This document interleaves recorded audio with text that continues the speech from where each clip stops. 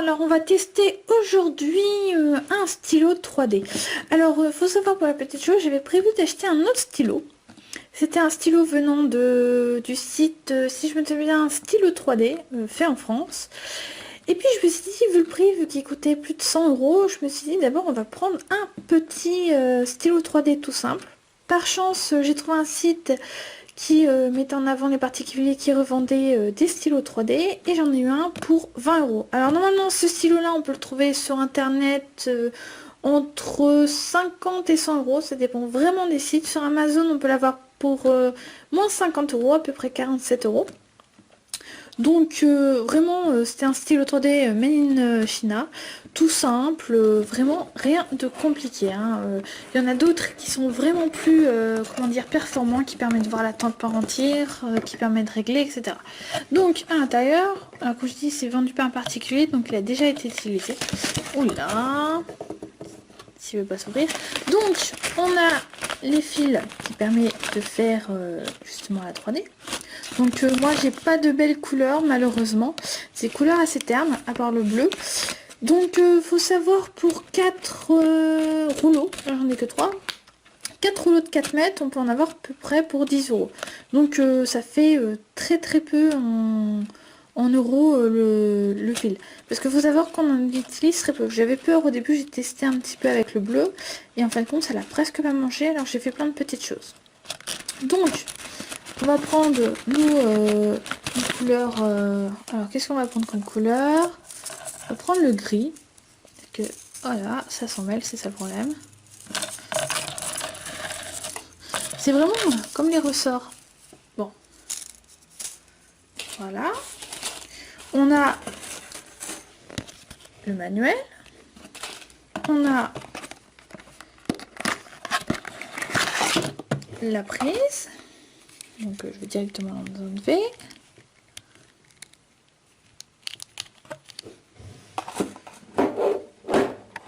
Et on a le stylo 3D. Alors comme vous voyez, hein, il est vraiment très simple. Il y en a vraiment des plus complexes, mais il y en a aussi des très simples, encore plus qui ont moins de boutons et tout. Donc là c'est les deux voyants. Là c'est le bouton pour faire reculer ou avancer un petit câble.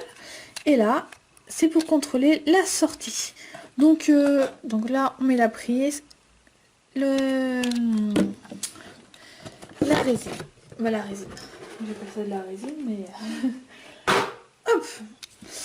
Donc le voyant devient d'une autre couleur, je crois que c'est vert ou bleu. Donc à ce moment-là, on peut mettre le câble, donc on va attendre que ça chauffe. Ah, voilà, c'est bon, ça a pris quelques minutes. Donc on prend simplement le câble. Allez, donc j'ai pas assez de place dans cette...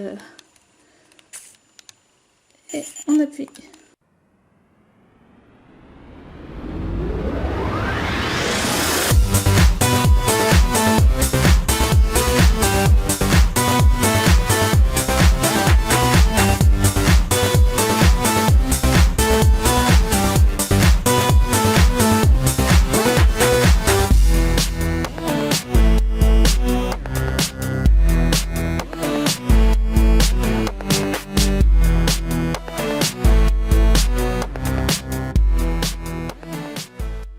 On voit bien, hein, ça sort. Bon, ça c'est le bleu, comme je l'ai dit, j'avais essayé.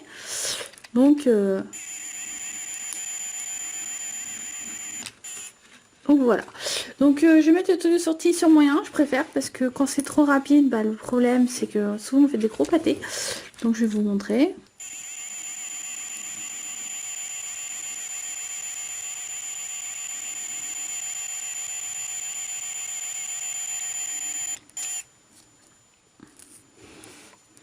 C'est vraiment le gros problème, c'est les filaments dans celui-là.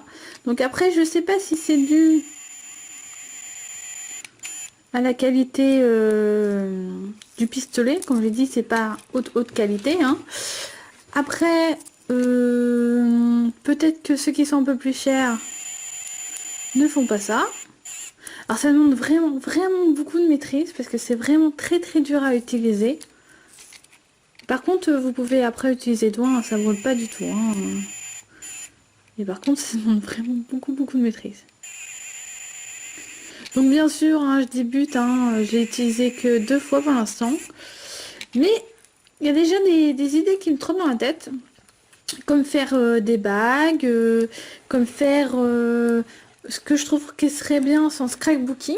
Bon, moi j'en fais pas, hein, mais dans ma famille, j'ai des personnes qui en font. Et je trouve que pour faire de l'écriture en relief,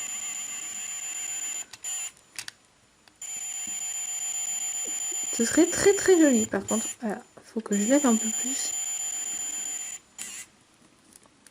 Alors ce qui est gênant, c'est que sur le papier, ça colle pas. Je dis pas non plus que ça devrait coller au point de déchirer le papier. Mais je trouve que ce serait bien que ça tienne. Donc je trouve que pour faire des figurines... Oula, voilà, c'est pas la peine. De faire des figurines, des petites choses, ce serait plus intéressant de le faire sur du scotch. Parce que là, franchement, ce qui est gênant dans celui-là, par contre, c'est que vous voyez, ça sort tout seul et j'appuie pas sur le bouton. C'est vraiment un peu embêtant parce que quand on veut faire un petit moment de pause, c'est un peu chiant. Par contre, après 5 minutes de non-utilisation, il se coupe automatiquement. Donc, si vous voulez faire une pause, bon, moi je conseille que c'est mieux de le débrancher. Là, je vais réussir à faire quelque chose. Oui, bah, hop. Voilà. Par contre, moi je suis pas encore douée, hein.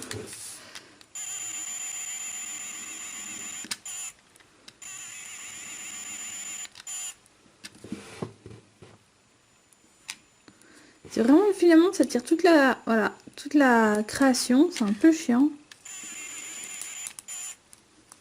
Par contre, l'avantage, c'est que si on fait des parties, on peut les coller entre elles. Ça, il n'y a pas de problème.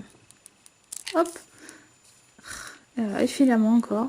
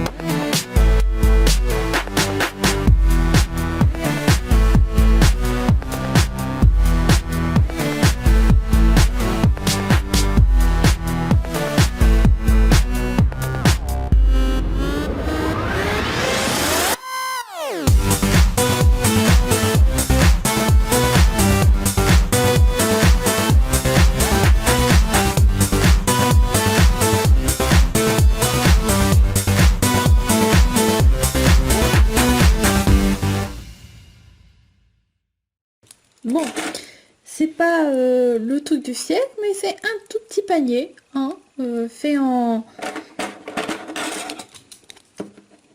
avec un pistolet en 3D.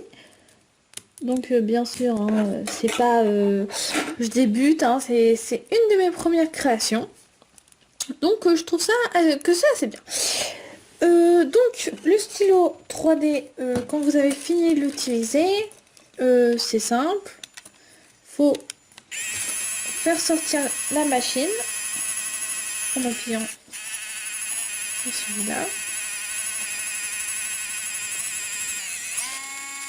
Voilà. Alors comme vous voyez, je sors bien les filaments parce qu'il y en a beaucoup. Voilà.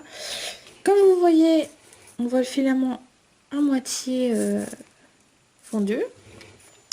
Donc faut éteindre.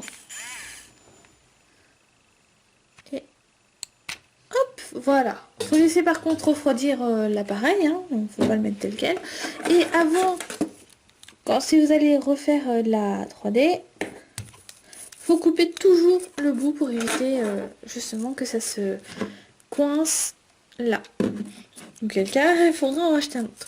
Donc voilà, alors ma première impression pour le pistolet 3D. C'est bien. Il y a sûrement plein de créations qu'on peut faire avec. Comme je vais montrer les petits paniers, faire avec...